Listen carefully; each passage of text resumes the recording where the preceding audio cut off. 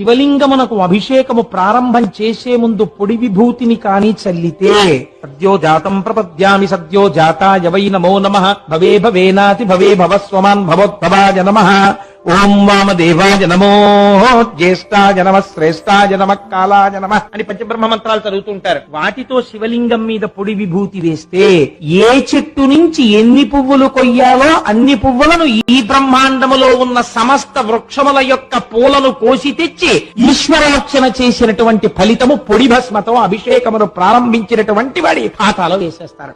భస్మకున్న గొప్పతనం. విభూతిని నీటిలో కలిపి ఆ విభూతితో నమః సోమాయ చ రుద్రాయ చ నమస్తామ్రాయ చ అరుణాయ చ నమః శంగాయ చ వసుపతయే చ నమః ఉగ్రాయ చ భీమాయ చ నమో అగ్రే వధాయ చ దూరే వధాయ చ నమో హంత్రే చ హనీయసే చ నమో వృక్షేభ్యో అంటూ అభిషేకం చేస్తే తెల్లటి విభూతి ద్వారా శివలింగం మించి కింద పడగానే ఈయన పాపములన్నీ హరిస్తాయి.